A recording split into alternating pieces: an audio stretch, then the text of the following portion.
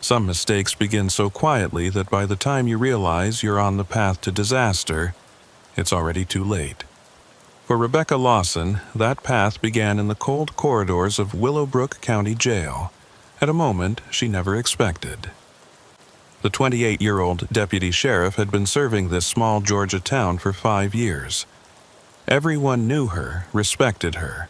She had a spotless record, a stable marriage, and a bright future ahead. Until that day. Have you ever felt an irresistible pull toward something forbidden?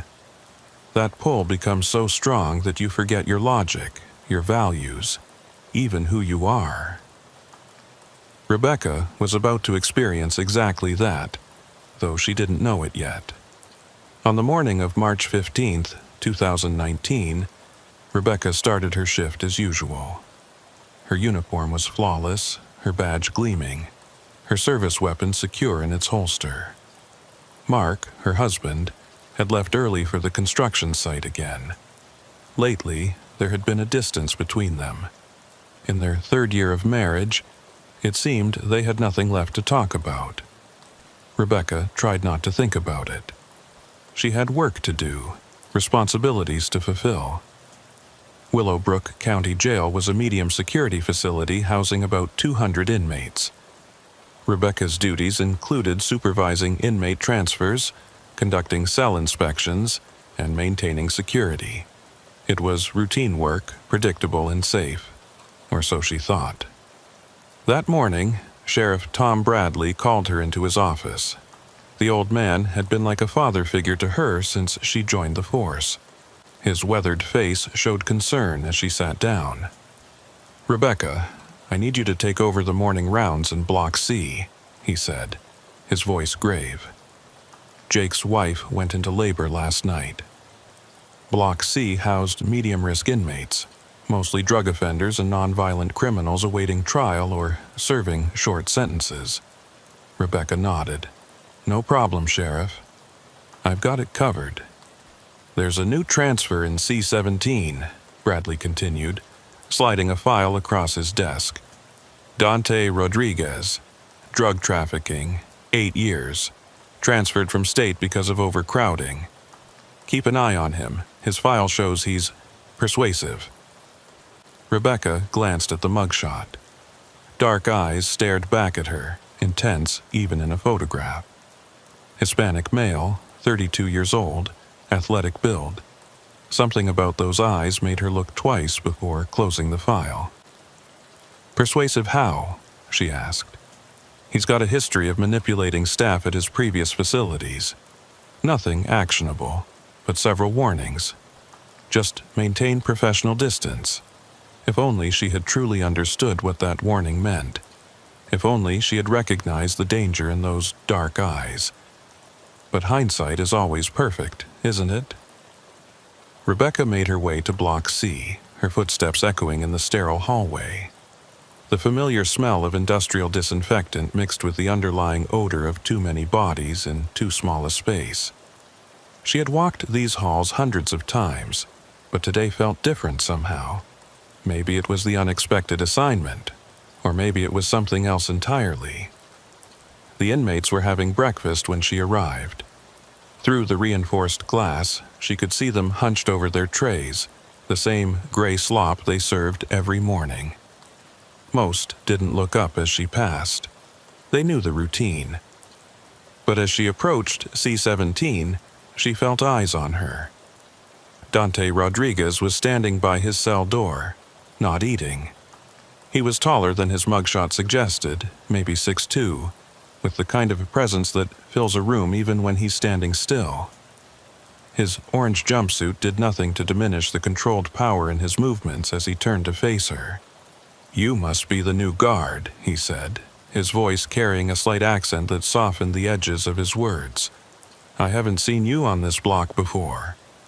"Deputy Lawson," Rebecca responded curtly, maintaining eye contact. "And I'm not new. Just covering today." A smile played at the corner of his mouth. Not threatening, not even particularly flirtatious, just knowing somehow. "My mistake, Deputy Lawson." "I'm Dante."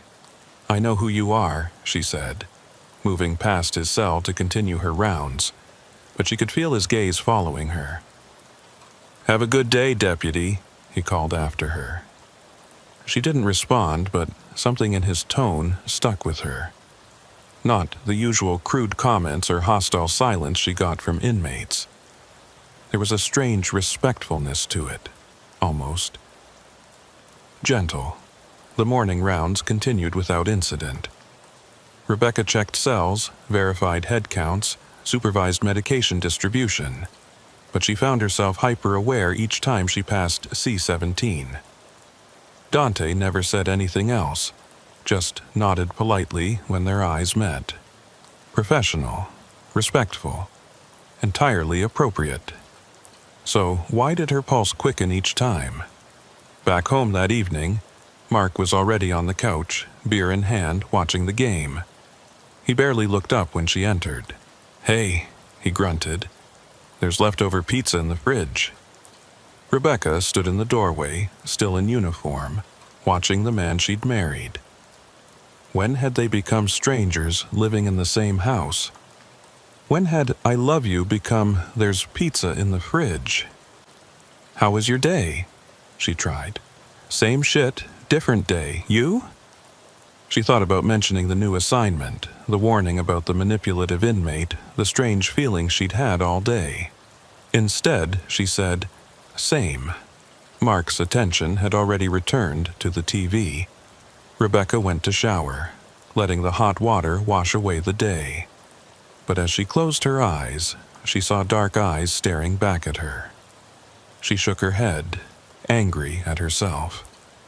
She was a professional, a married woman, a deputy sheriff with a spotless record, but loneliness has a way of making you vulnerable to attention, even from the wrong sources.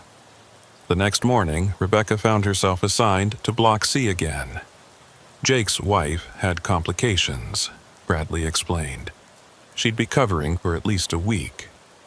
Rebecca nodded, telling herself the slight flutter in her stomach was just coffee on an empty stomach. This time, when she passed C-17, Dante was reading. A worn paperback, Gabriel Garcia Marquez, she noticed. Not what she expected from a drug dealer. "Love in the time of cholera," she found herself saying, breaking her own rule about unnecessary interaction. Dante looked up, genuine surprise flickering across his features. "You've read it?" "College," she admitted. "Literature minor."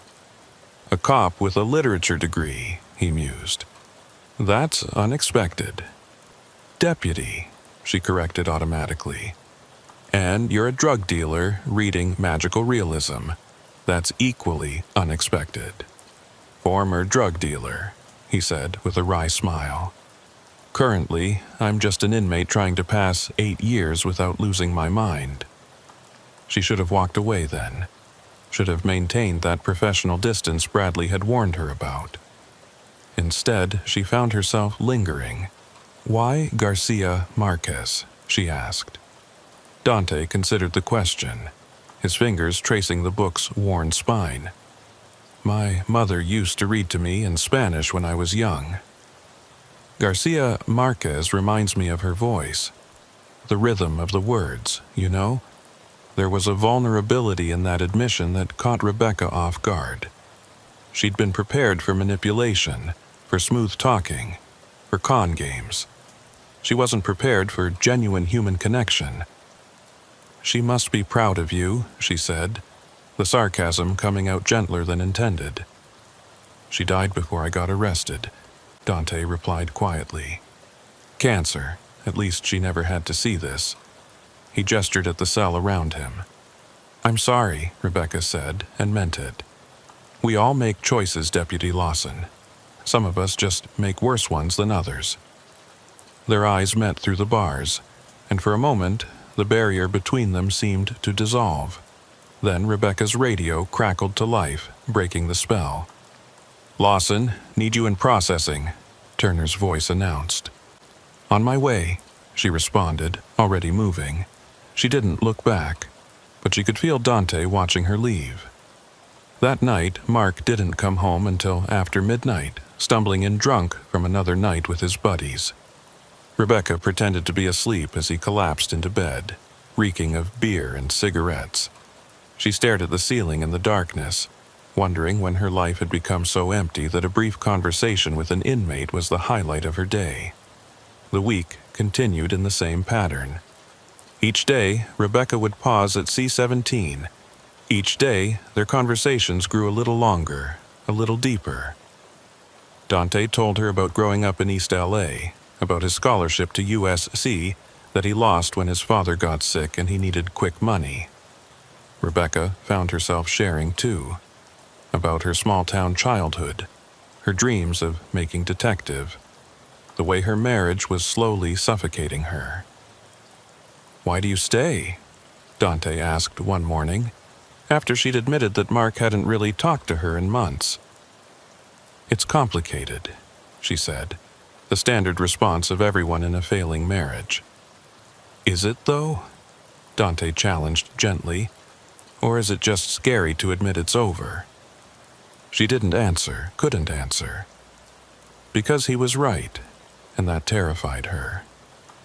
By Friday, Rebecca was looking forward to her rounds in a way that should have been a warning sign. She'd started wearing perfume again, told herself it was just to feel more feminine, more human in the harsh environment of the jail. She'd styled her hair instead of pulling it back in the regulation bun. Small things. Harmless things. Except they weren't harmless at all. "You look different today," Dante observed as she approached his cell. "Do I? Happier, maybe. More alive." She felt the blush creeping up her neck and hated herself for it. It's Friday. Everyone's happier on Friday. Even inmates? He asked with that half-smile that made her stomach flutter. Especially inmates. Weekend means visitors. "Not for me," he said. "No one left to visit." The sadness in his voice was so genuine it made her chest ache. Without thinking, she reached through the bars, her hand briefly covering his where it rested on the crossbar.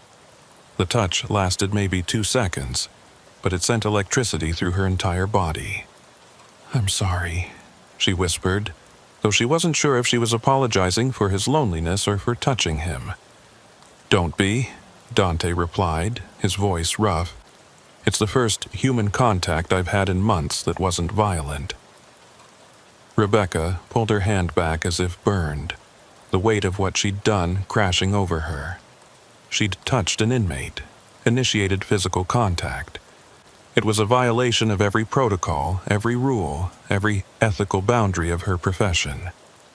"I have to go," she said abruptly, turning away. "Rebecca," he called after her, using her first name for the first time. She stopped, but didn't turn around. "I'm sorry. I didn't mean to. I know you were just being kind." She walked away without responding, her hand still tingling from the contact. In the bathroom, she splashed cold water on her face, staring at her reflection. What was she doing? This wasn't her. She didn't break rules, she didn't cross lines.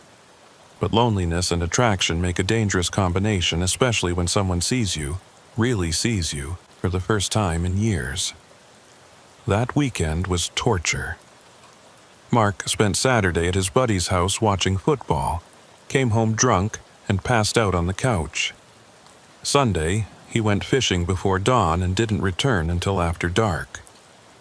Rebecca spent 2 days alone in her own home, her thoughts constantly drifting to a pair of dark eyes and a gentle voice that made her feel visible again.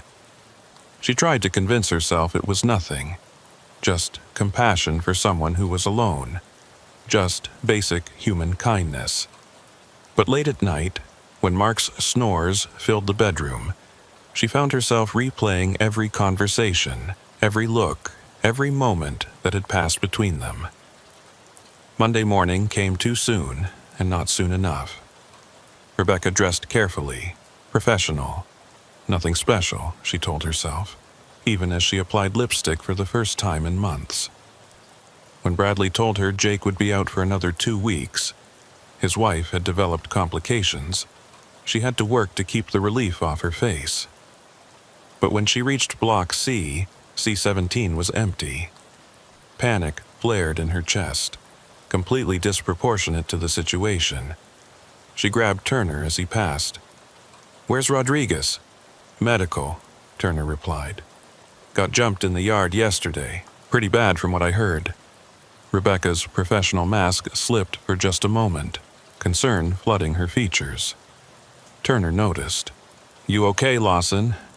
"Fine," she said quickly. We're supposed to prevent that kind of thing." Turner shrugged. "Can't watch everyone all the time. Besides, Rodriguez probably had it coming. Drug dealers usually do."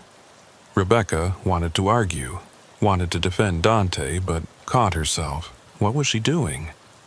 Why did she care so much about an inmate who'd been beaten? She went through her rounds mechanically, her mind elsewhere. During her break, she found herself walking toward the medical wing. Just checking on an incident in her block, she told herself. Part of her duties. Dr. Jane Olson was updating charts when Rebecca entered. They'd known each other for years, had grabbed drinks together a few times. "Hey, Rebecca, what brings you to my domain?" "Heard one of the inmates from my block was brought in yesterday." "Rodriguez?" Jane's expression darkened. "Yeah, bad one. 3 guys cornered him in the yard. Broken ribs, concussion, lots of bruising. He'll live, but he's going to be here for a few days." "Can I see him?" The words were out before Rebecca could stop them. Jane raised an eyebrow. "Why?" I've been doing rounds on his block. Just want to make sure he's okay. For my report." It was a weak excuse, and they both knew it. But Jane just shrugged and pointed down the hall. "Room 3, he's conscious but on pain meds, so he might be a little out of it." Rebecca's feet carried her down the hall before her brain could talk her out of it. She knocked softly on the doorframe before entering.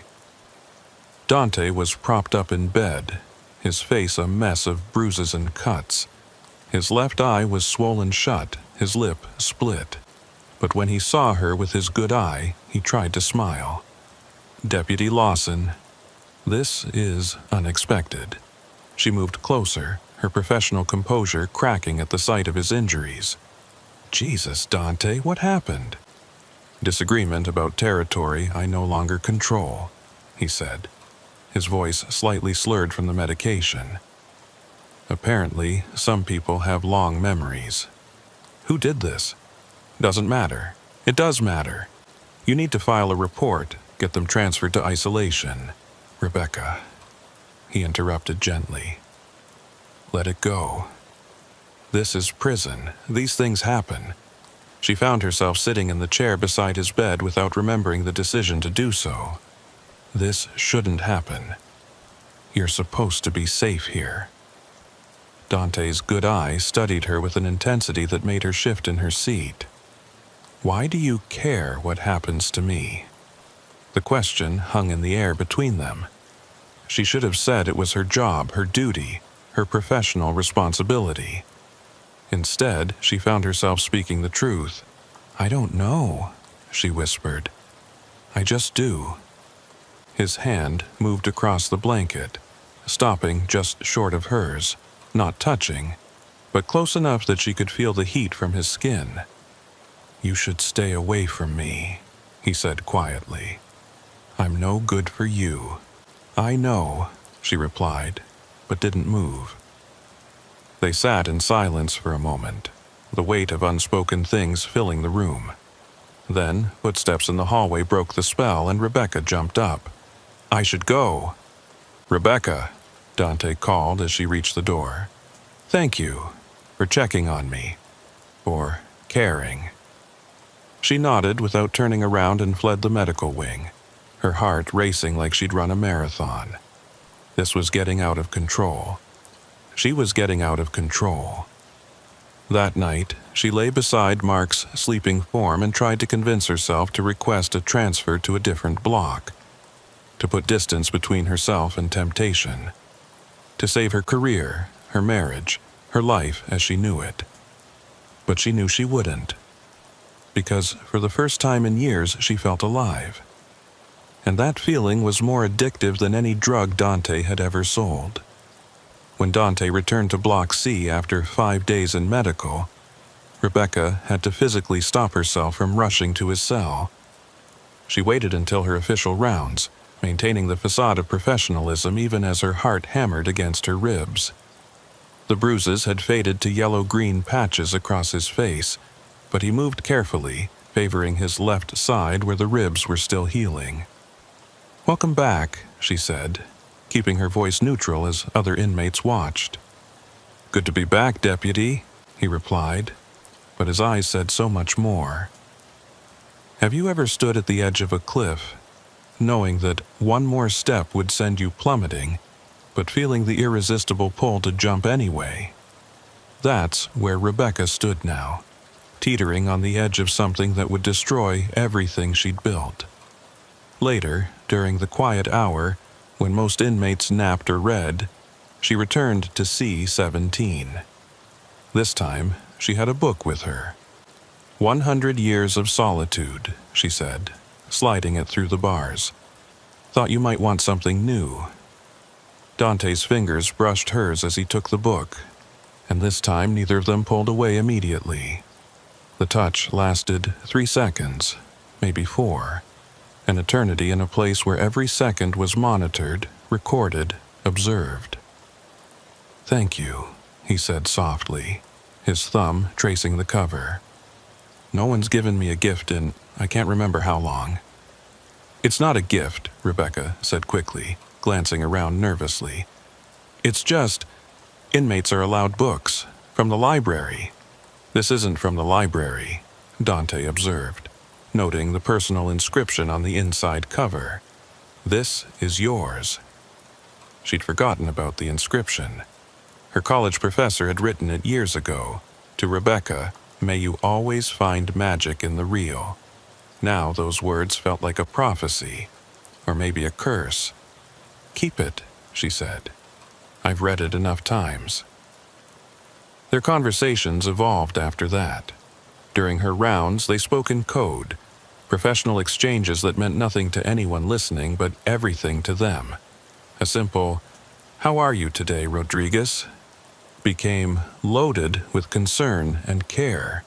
His, "Fine, Deputy Lawson," carried reassurances meant only for her. But it was during the quiet hours that the real conversations happened.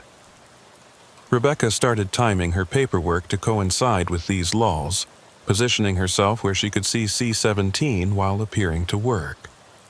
They talked through the bars in hushed tones about books, about dreams, about the roads that had led them to this moment.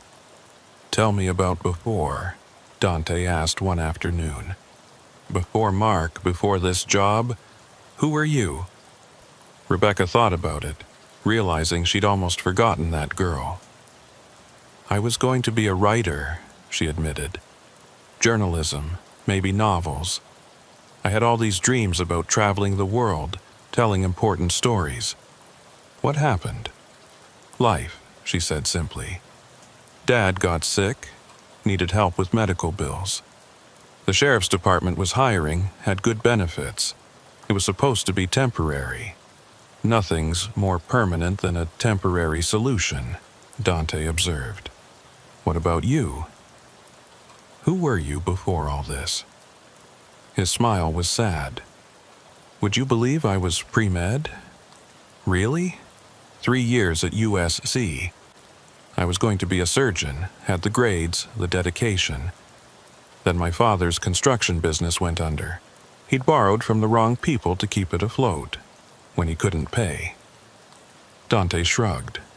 Someone had to take care of it. "And once you start moving product for those kinds of people, they don't let you stop." "You could have gone to the police." "Could I?" "They threatened my little sister, my mother. By the time I wanted out, I was in too deep.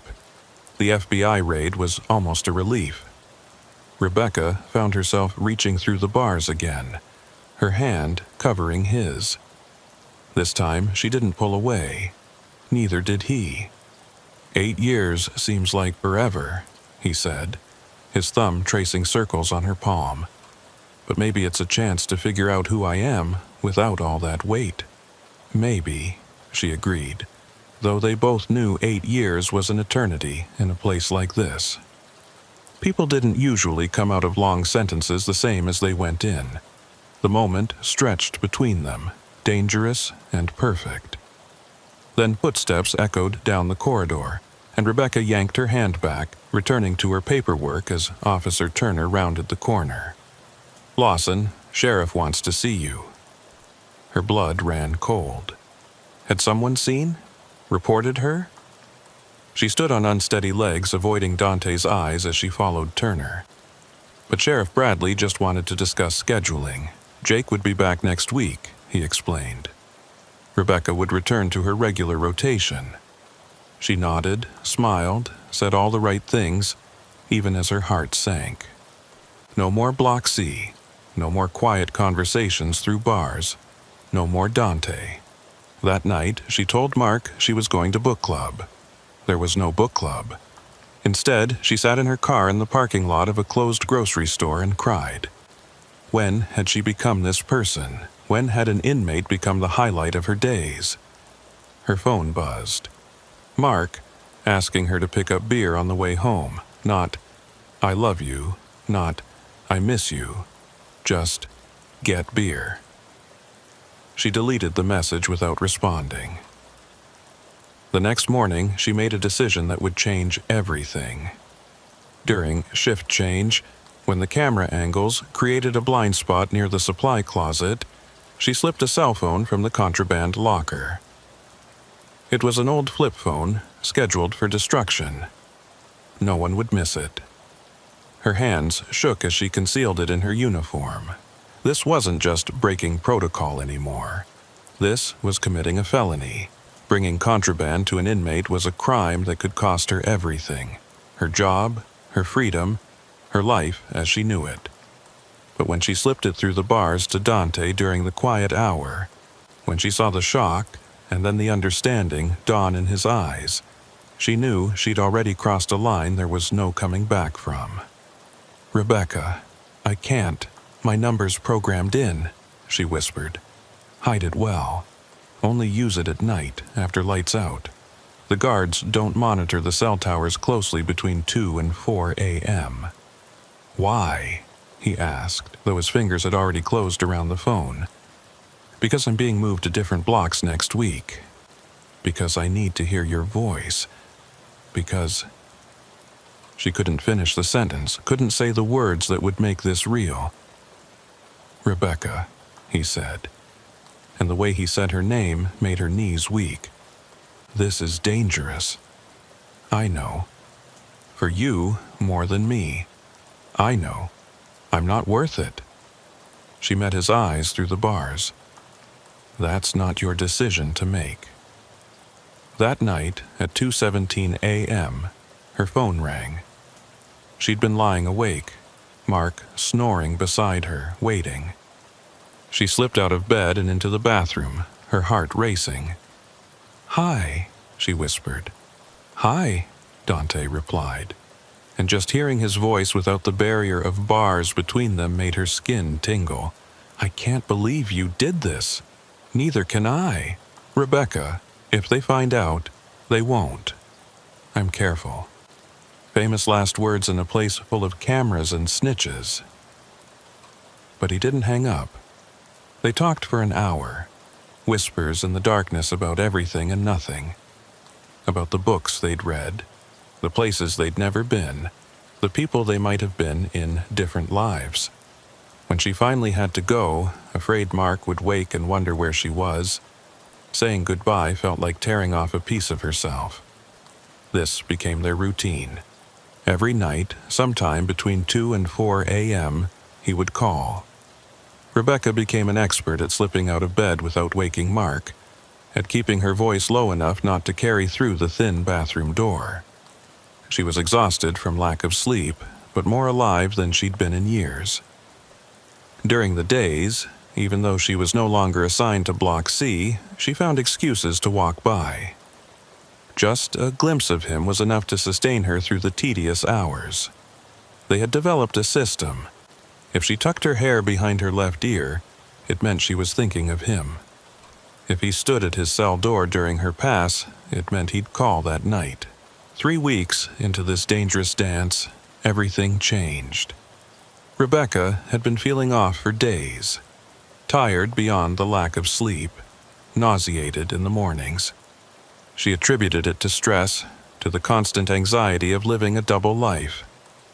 But when she missed her period, a cold dread settled in her stomach. She bought the pregnancy test at a pharmacy 3 towns over, paying cash, wearing sunglasses like a criminal, which, she supposed, she was now. The 2 pink lines appeared almost immediately, undeniable and terrifying. She was pregnant, with Mark's child, obviously. They'd had sex exactly once in the past month, a drunken encounter after his birthday party. But as she stared at those 2 lines, all she could think about was how she was going to tell Dante. That night, when he called, she couldn't bring herself to say the words. "You sound different," he observed. "What's wrong?" "Nothing," she lied. "Just tired." "Rebecca." The way he said her name, gentle but firm, broke through her defenses. "I'm pregnant," she whispered, then immediately clarified. "It's Mark's." "It has to be. We haven't. You and I haven't." Silence stretched between them, filled with everything they hadn't done, everything they wanted to do, everything they could never have. "Congratulations," he finally said, but his voice was hollow. "Dante." "This is good," he interrupted. "This is a sign. You should focus on your marriage, on your family. Forget about me." "I can't." "You have to. I love you." The words tumbled out before she could stop them, hanging in the darkness between them like a confession at gunpoint. She'd never said them before, had barely admitted them to herself, but they were true. God help her, they were true. Dante's breath hitched on the other end of the line. "Rebecca, don't. It's true."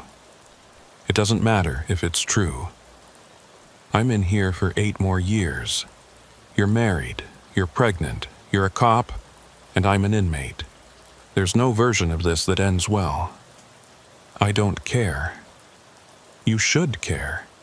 You have everything to lose." "I already feel like I've lost everything," she said, tears streaming down her face. "The only time I feel like myself is when I'm talking to you." "Jesus, Rebecca." His voice broke. "I love you too, but that just makes this worse." They stayed on the line, not speaking, just breathing together across the impossible distance between them. Finally, Dante spoke again. "We have to stop this. I know. I mean it. No more calls. No more walks by my cell. You need to forget I exist. I can't do that. You have to. For the baby, if nothing else."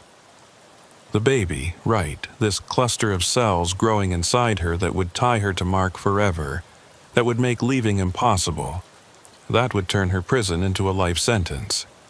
"What if I wasn't pregnant?" she asked suddenly. "What if I left Mark? What if I waited for you? 8 years, Rebecca.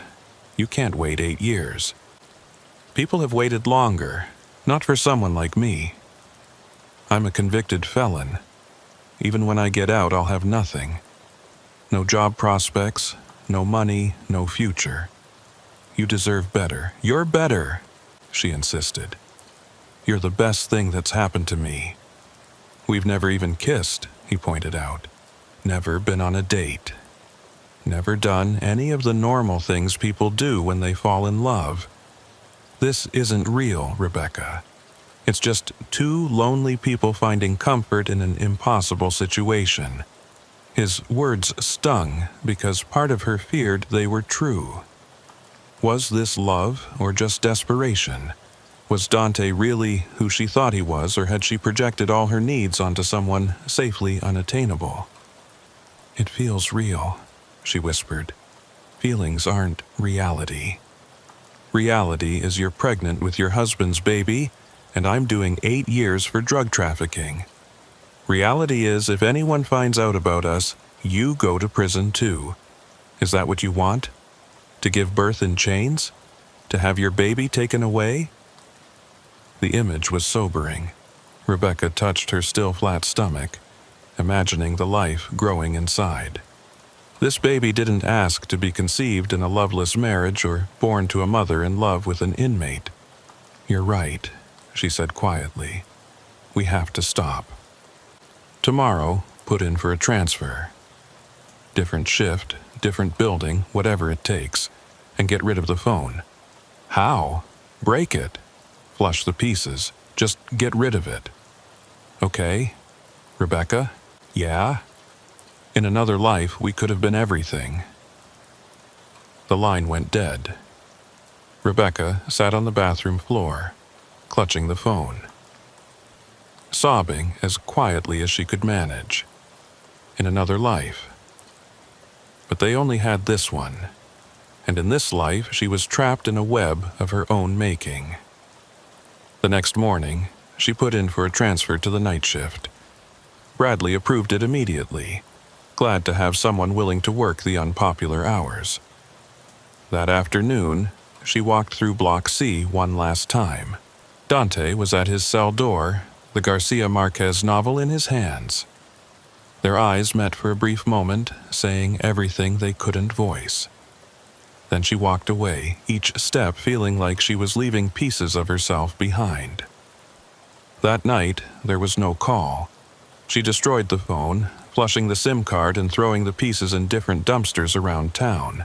Mark noticed she was quiet at dinner, but didn't ask why. He never asked why. 2 weeks passed.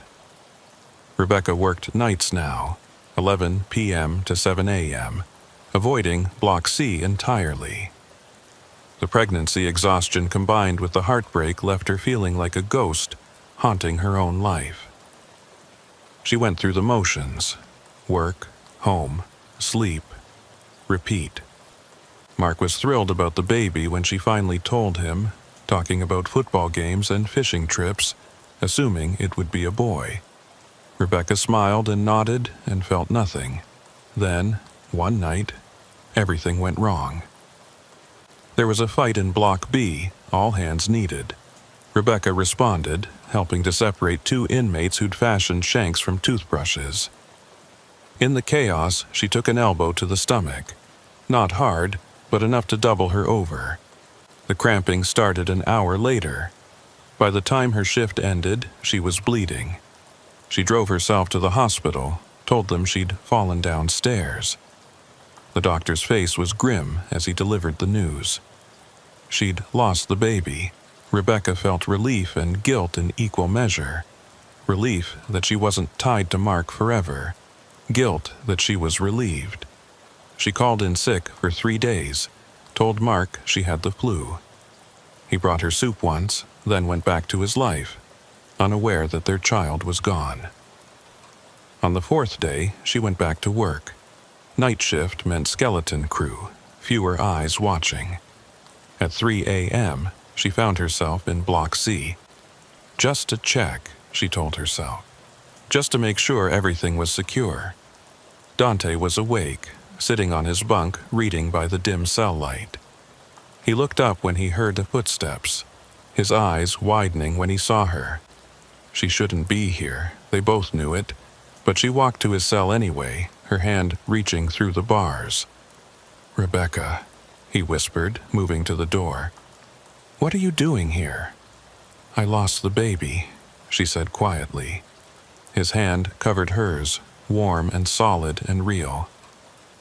"I'm sorry." "I'm not," she admitted.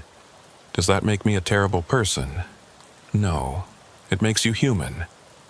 They stood there, hands clasped through the bars, the weight of everything unsaid pressing down on them. Then Rebecca made a decision that would seal both their fates. "I'm getting you out," she said. "What?" "I'm getting you out. I don't know how yet, but I'm going to find a way." "Rebecca, no, that's insane. Maybe, but I can't do this anymore. I can't pretend to be okay with this life. I can't watch you waste 8 years in here while I waste 8 years out there. You'll throw away everything." "Everything worth keeping is already gone," she said, "except you." Dante pulled her closer to the bars, his forehead resting against hers through the cold metal. "This is crazy. I know. We'll get caught. Maybe. You'll go to prison. At least we'll be in the same place," she said with dark humor. "I can't let you do this. You can't stop me." And in that moment, in the dim light of Block C with the world asleep around them, the plan began to form. It would take months of preparation, careful planning, and more courage than either of them knew they possessed. But the decision was made.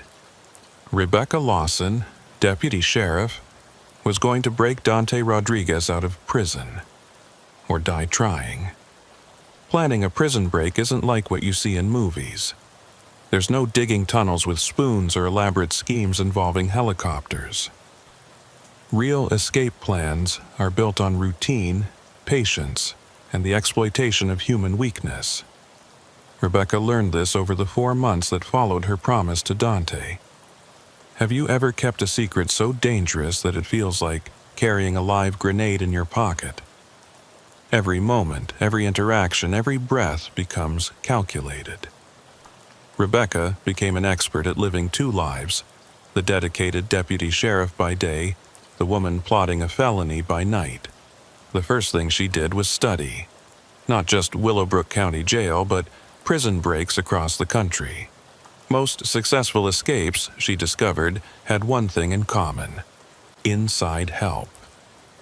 Guards who looked the other way, administrative staff who forgot to file paperwork, medical personnel who falsified records.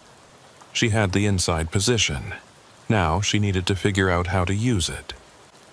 She started with the shift patterns, memorizing every detail. Tuesday nights had the lightest coverage. Just 3 guards for the entire facility. The cameras in the medical transport bay had been malfunctioning for months. The repair request perpetually delayed due to budget constraints. The fence near the loading dock had a blind spot, invisible from both guard towers after midnight, when the floodlights created deep shadows. "You're different," Mark observed one evening, surprising her as she pored over work schedules she'd brought home. Rebecca's heart stopped. "What do you mean?" "I don't know. More focused, maybe. Like you've got a purpose again." If only he knew what that purpose was. "Just trying to get that promotion," she lied smoothly. "Deputy supervisor position opens up next year." Mark nodded, already losing interest. "Good for you, babe. Maybe we can finally afford that boat." She smiled and nodded, knowing she'd be long gone before any promotion came through. That night, she updated Dante during their 3 a.m. call. They'd resumed them after a week of unbearable silence, unable to stay away from each other. "Mark almost caught me looking at schedules," she whispered. "This is too risky," Dante said for the 100th time. "Rebecca, you don't have to do this." "Yes, I do. Now listen. Tuesday, November 19th. That's our window. That's 3 months away. We need time to prepare. You need to get transferred to the medical wing that week. Can you fake something?" "I could, but they'll do tests. They'll know I'm not really sick." "Not if the test results say otherwise."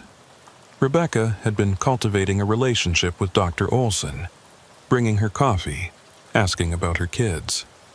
Trust was currency, and she was investing carefully. I can handle the medical records." "Jesus, Rebecca, you're talking about falsifying federal documents." "I'm talking about saving us both," she corrected. 8 years, Dante. Do you really want to wait 8 years to start living?" His silence was answer enough. As summer turned to fall, Rebecca's plan solidified. She opened a bank account in a fake name using a stolen ID from the evidence locker, another felony to add to her growing list. She deposited small amounts of cash, never enough to trigger reporting requirements. She bought a used car with cash from a private seller 2 states over, registered to her fake identity. She rented a storage unit where she stockpiled supplies, clothes for both of them, hair dye, fake glasses, enough cash to last months, maps of routes to Mexico. The hardest part was maintaining normalcy at home. She still slept beside Mark, still ate dinner across from him, still responded to his increasingly rare attempts at intimacy. Each day felt like walking through a minefield, one wrong step away from destruction. "I think we should try for another baby," Mark announced one October evening, pulling her into an unexpected embrace. Rebecca's skin crawled at his touch, but she forced herself to remain still. "Maybe we should wait a bit. After my promotion." "Always about work with you lately," he muttered, but let her go. 2 weeks before the planned escape, Rebecca made her boldest move yet. During a night shift, she accessed the personnel database and created a maintenance work order for November 19th. The transport vehicle would need servicing, requiring it to be left overnight with a spare key in the magnetic box underneath. Standard procedure for the morning mechanic.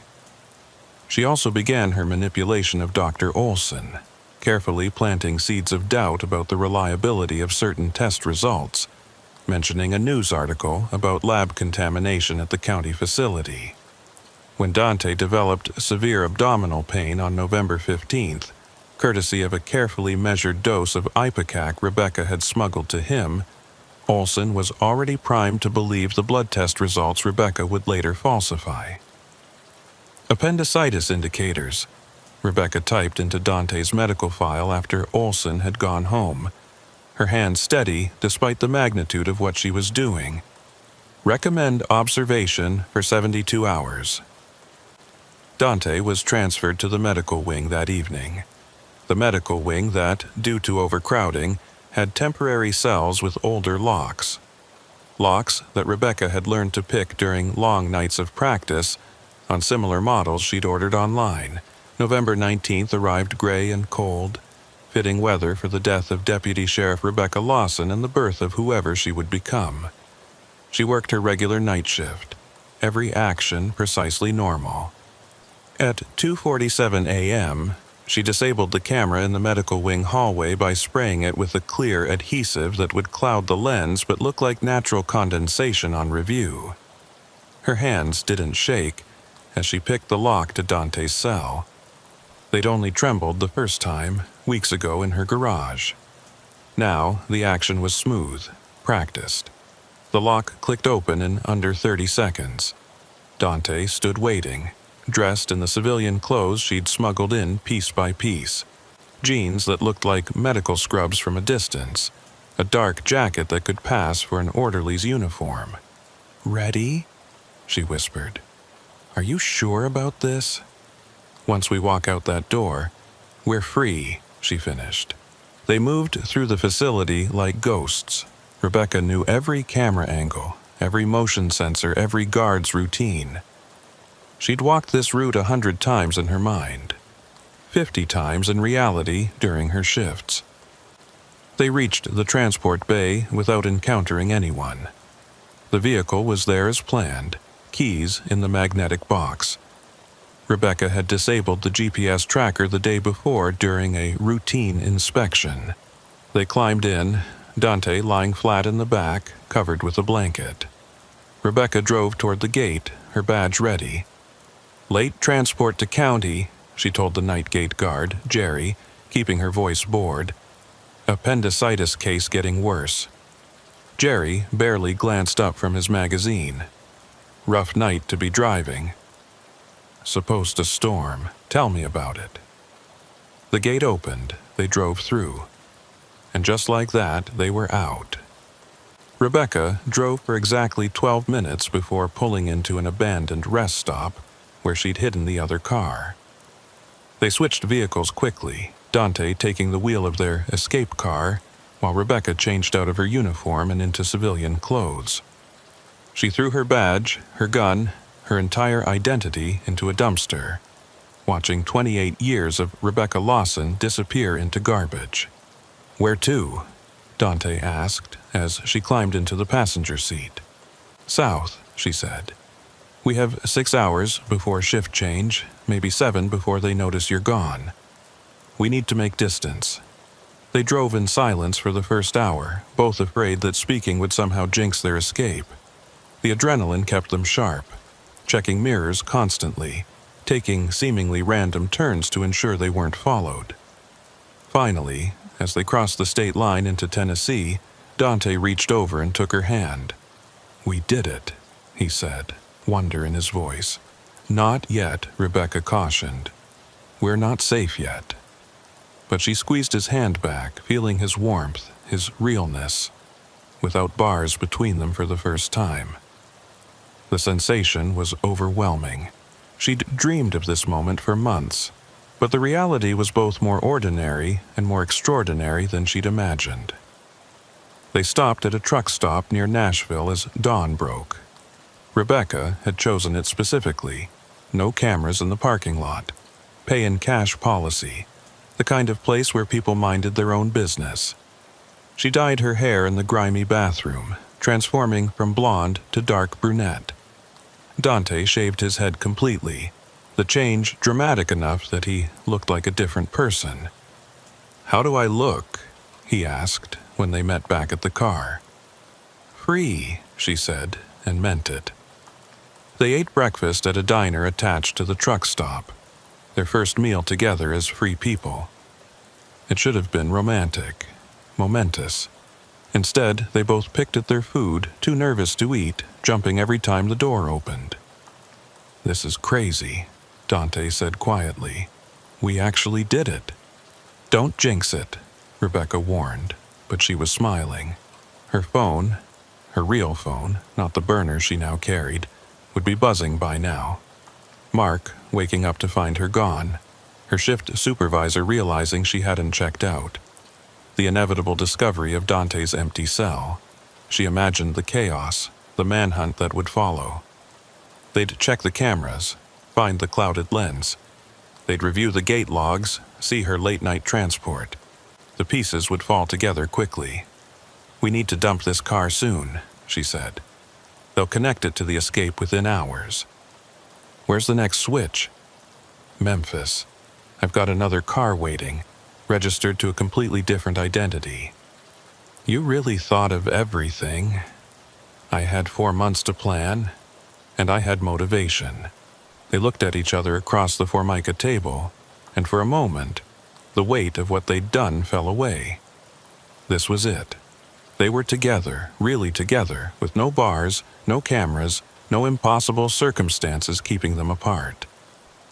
"I love you," Dante said, the words carrying more weight now that they were free to act on them. "I love you too," Rebecca replied. "Enough to throw away everything." Was it worth it? She thought about Mark, probably calling her phone repeatedly by now. About Sheriff Bradley, who'd trusted her, mentored her. About her parents, who'd be devastated when they learned what she'd done. About the career she'd built, the life she'd known, all ashes now. "Ask me when we're in Mexico," she said. They abandoned the first car in Memphis as planned, switching to an older model Honda that wouldn't draw attention. The news had broken by then. They heard it on the radio as they drove. Escaped from Willowbrook County Jail early this morning, Dante Rodriguez, serving 8 years for drug trafficking, is believed to have had inside help. Deputy Sheriff Rebecca Lawson is also missing and is considered a person of interest. Both should be considered armed and dangerous. Armed and dangerous. Rebecca laughed bitterly.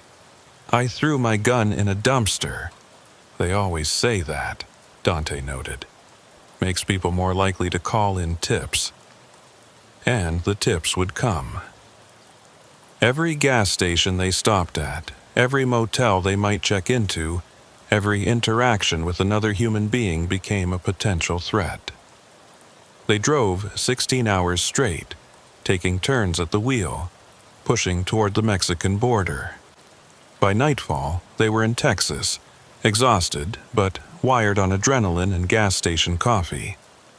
Rebecca had booked a motel room under her fake name, paying cash for 3 nights though they'd only stay 1.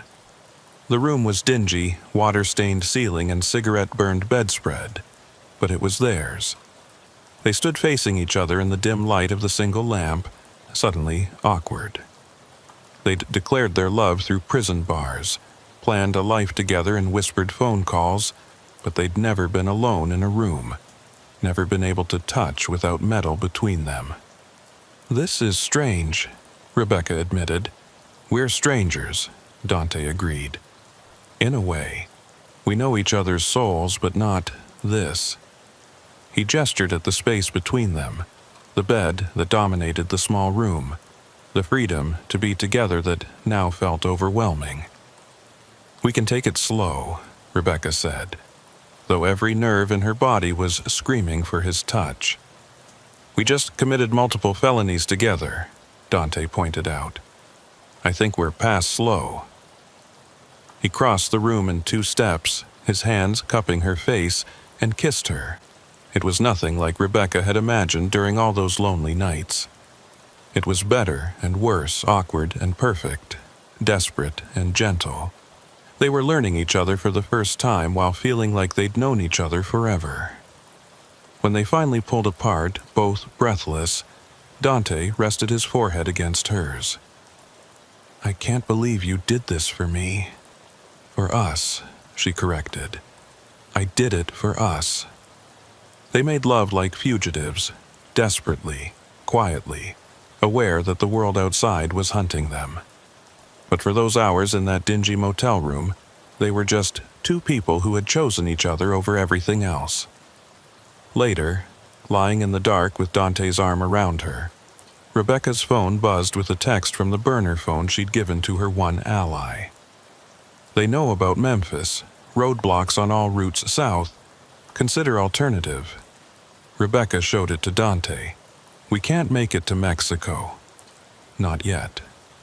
Where then? She thought about their options, the contingency plans she'd made. West, Nevada, maybe. Lots of places to disappear in Las Vegas. Together. They left before dawn, taking back roads, avoiding main highways where roadblocks would be set. The radio continued to broadcast updates on their escape. Rebecca's photo was everywhere by now. The betrayed husband giving interviews, the shocked sheriff expressing disbelief, the community demanding justice. Deputy Sheriff Rebecca Lawson was someone we trusted, Sheriff Bradley said in a radio interview. She betrayed that trust in the worst possible way. We will find her, and she will face justice. Rebecca turned off the radio. That life, that person, was dead now.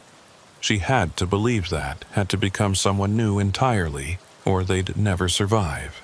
As they drove toward the sunrise, toward an uncertain future, she reached over and took Dante's hand. No regrets? He asked. She thought about it honestly. Her old life seemed like a dream now, something that had happened to someone else.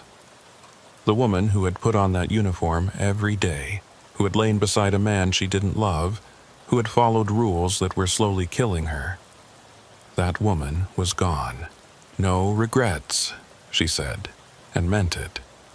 But freedom is more complicated than just escaping. And as the miles stretched behind them and the desert opened up ahead, Rebecca began to understand that breaking out of prison was the easy part. Staying free, that would be the real challenge. Las Vegas was supposed to be their sanctuary. In a city built on illusions and false identities, two fugitives should have been able to disappear easily. But Rebecca quickly learned that freedom as a wanted criminal was its own kind of prison.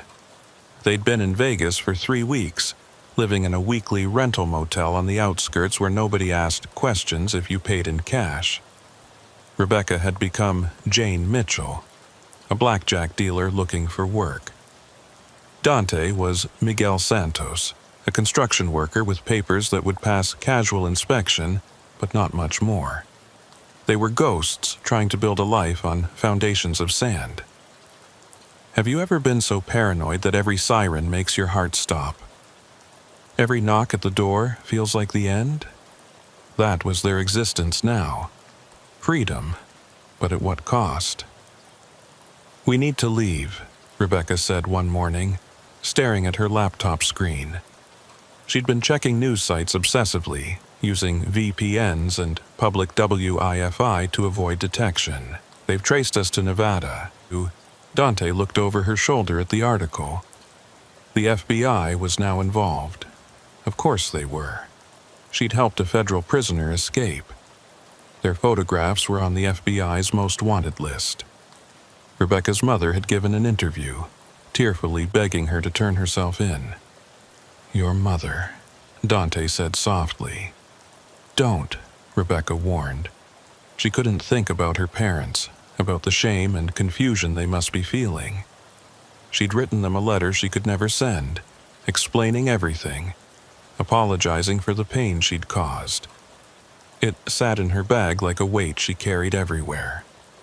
"Maybe we should separate," Dante suggested for the 3rd time that week. "They're looking for a couple." "If I go alone, no." Rebecca's response was immediate and fierce. "We didn't throw everything away just to be apart.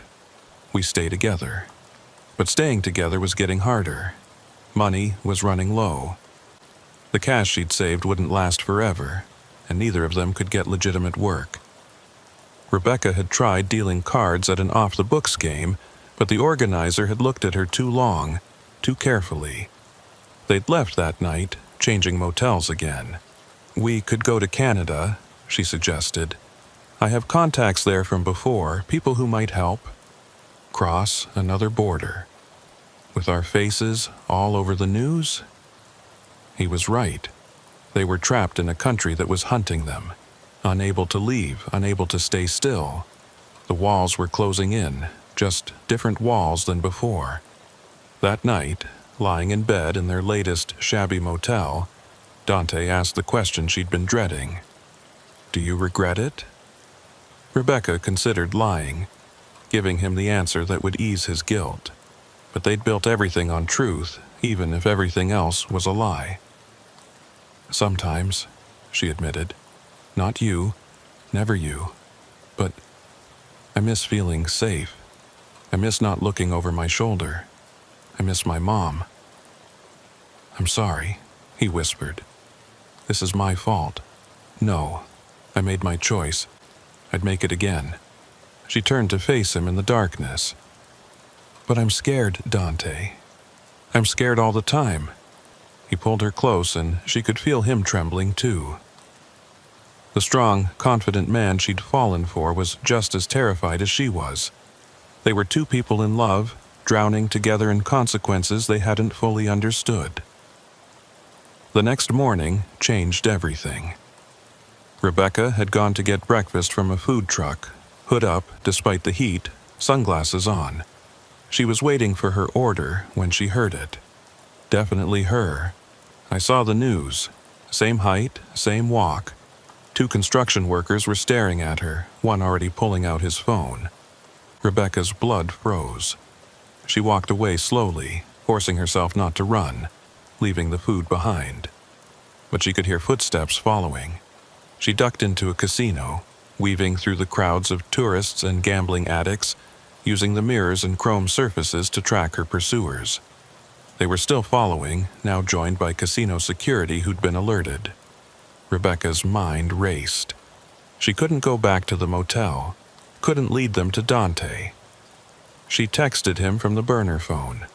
Burned. Run. Meet at backup. The backup was a storage unit they'd rented across town. Their last resort meeting place. Rebecca ditched her phone in a bathroom trash can and slipped out through an employee exit she'd noted weeks ago. Always know your exits. A habit from her law enforcement days that now served a different purpose.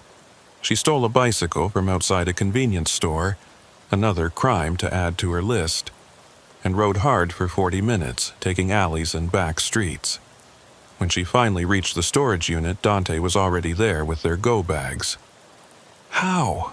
she gasped, out of breath. "Maintenance guy recognized me at the motel. I saw him calling it in as I left." They looked at each other, the reality sinking in. They'd been made. Vegas was blown. They had maybe an hour before the area was swarming with agents. "Where now?" Dante asked.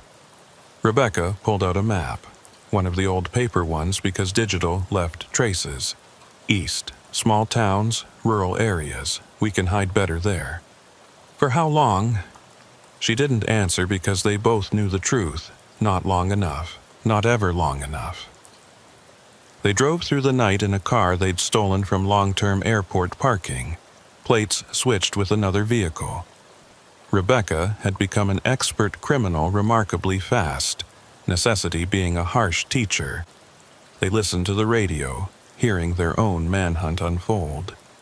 Considered armed and extremely dangerous, Rebecca Lawson is trained in law enforcement tactics and should not be approached. "Extremely dangerous," Rebecca laughed bitterly. "I haven't hurt anyone." "You hurt Mark," Dante pointed out gently. She fell silent. He was right. Mark had given an interview the previous week, talking about his devastation, his humiliation, the faithful husband whose wife had chosen a criminal over him. He was playing the victim perfectly, though Rebecca wondered if he'd even noticed she was unhappy before she disappeared. They settled, temporarily, in a small town in Utah. Population 2,000, the kind of place where strangers stood out but also where people minded their own business if you paid in cash and caused no trouble. They rented a cabin from an old woman who barely looked at their fake IDs, too eager for the money to ask questions. For 2 weeks, they played house. Dante cooked. He was surprisingly good at it, while Rebecca obsessively monitored news and law enforcement channels on a laptop she'd bought with cash. They hiked in the nearby mountains, always alert, always ready to run. At night, they held each other and pretended this could last. "Maybe they'll give up," Dante said one evening as they watched the sunset from their cabin's porch. "Eventually, we'll just be old news." Rebecca knew better. She'd been a cop.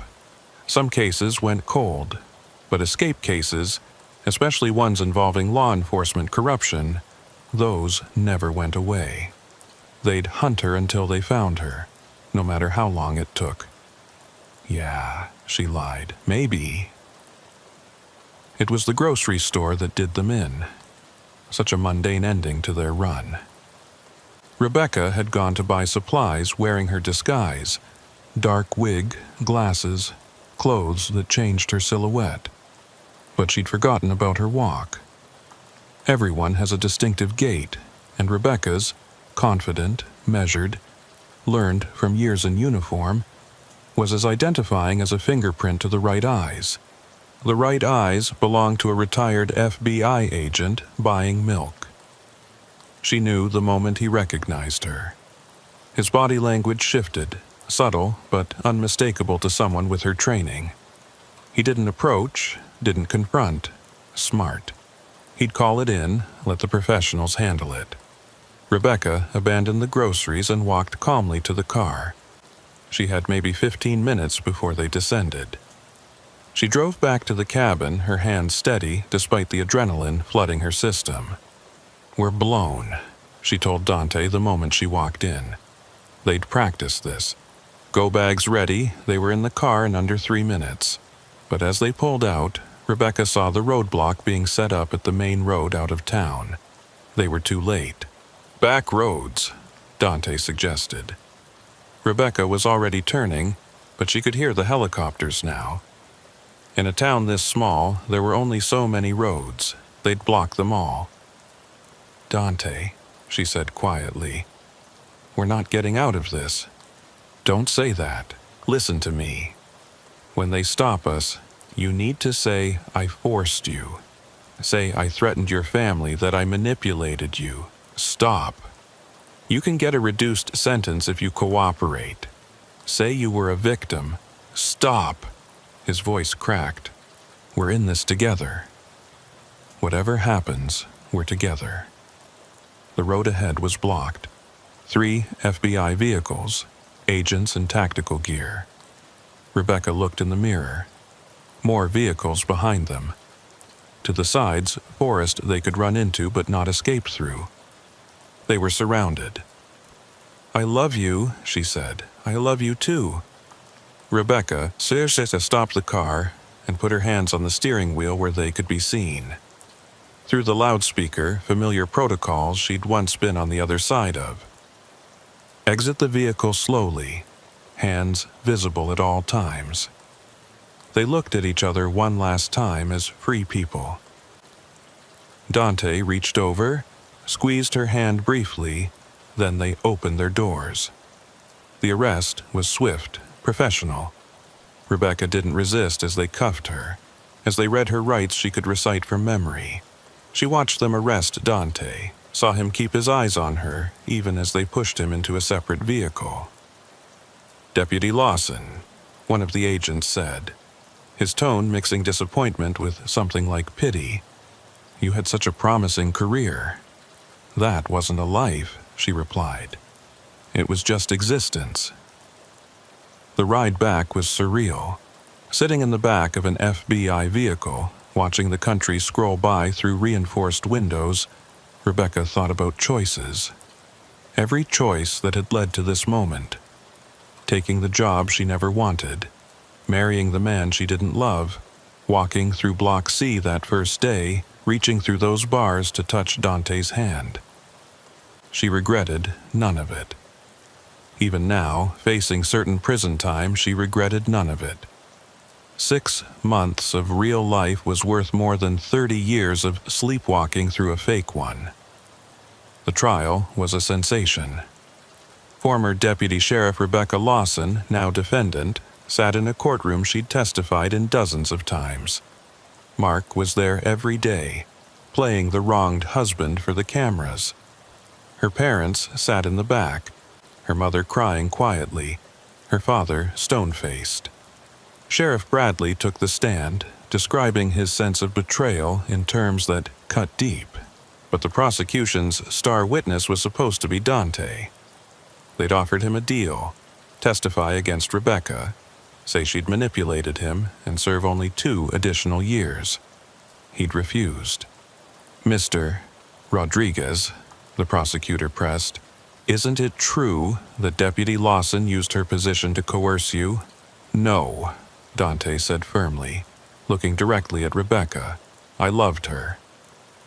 I still love her. Every choice we made together. His refusal to cooperate meant he'd serve his full original sentence plus additional time for the escape.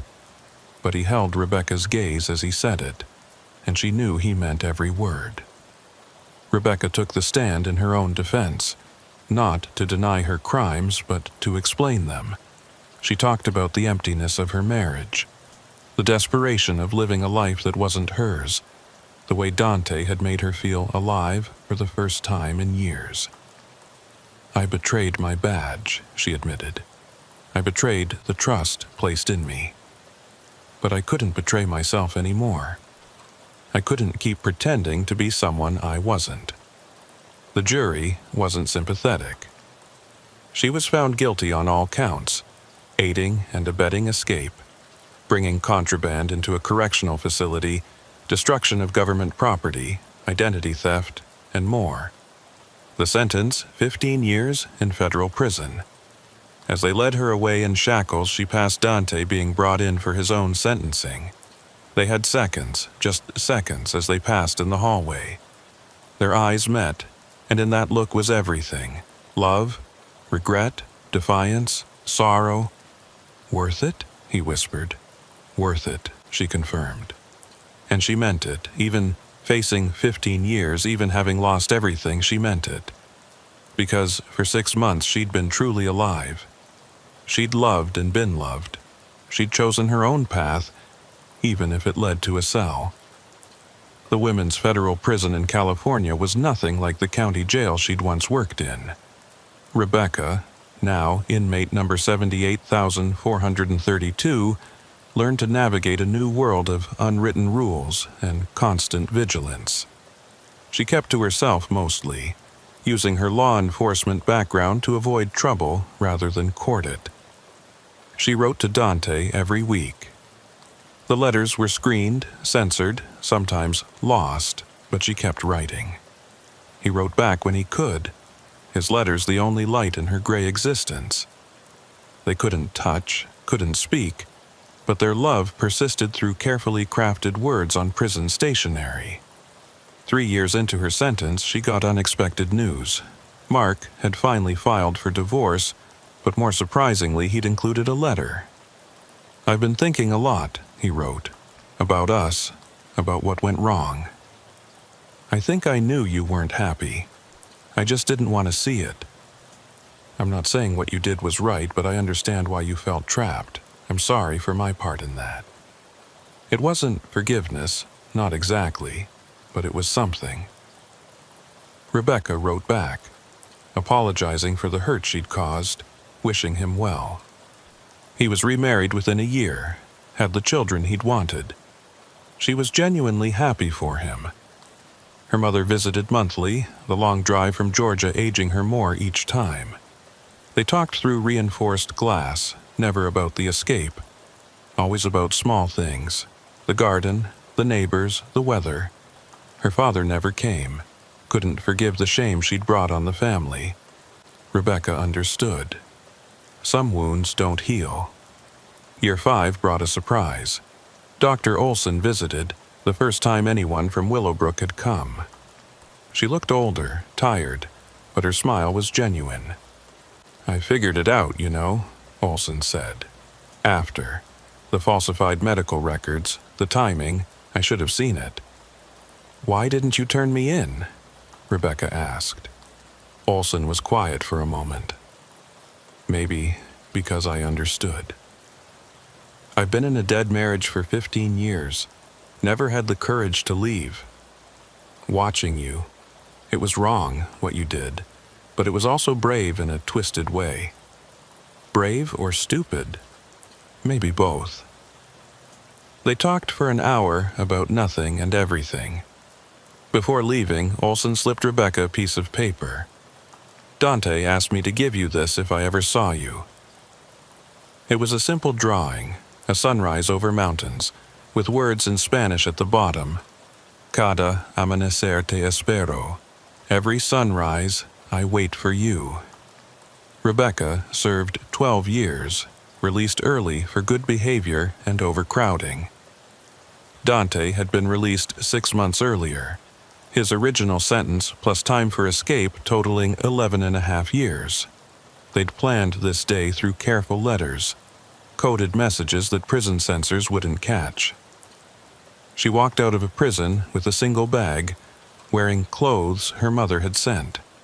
Dante was waiting in an old pickup truck, grayer now, lined, face showing the hard years inside. But his eyes, those dark eyes that had started everything, they still held the same warmth. They didn't speak at first, just held each other in the parking lot while other released inmates streamed past. 12 years of separation, of letters and memories and dreams of this moment. "Hi," she finally whispered. "Hi," he replied, and they both laughed at the inadequacy of it. They drove to a small apartment Dante had rented in Sacramento. Nothing fancy, but it was theirs. No bars, no guards, no cameras, just 2 people who'd paid an enormous price for the freedom to be together. That night, lying in bed without concrete walls around them, Rebecca asked, "Do you regret it?" Any of it? Dante was quiet for so long she thought he'd fallen asleep. Then, I regret the pain we caused others. Your parents, Mark, even Sheriff Bradley, but us? Never. 12 years in prison was worth 6 months of really living with you. Rebecca thought about the life she would have had, still married to Mark, still working at the jail, still dying slowly inside. Then she thought about the last 18 years. The escape, the manhunt, the arrest, the trial, the long years of incarceration. The price had been enormous. I love you, she said. I love you too. They were in their 40s now, with criminal records that would follow them forever. They'd never have normal jobs, never travel freely, never escape the shadow of their choices. But they were together. Finally, truly, legally together. And for Rebecca Lawson, who now went by her mother's maiden name, Rebecca Santos, that was enough. She'd spent 18 years paying for 6 months of freedom, and she'd do it again. Because some prisons are made of concrete and steel, and others are made of loveless marriages and unfulfilled dreams. She'd escaped both, paid the price for both, and emerged on the other side scarred but not broken. In the morning, watching the sunrise from their tiny balcony, Dante took her hand. "What now?" he asked. "Now, we live," Rebecca answered. "Really live." And for the first time in either of their lives, they were truly free.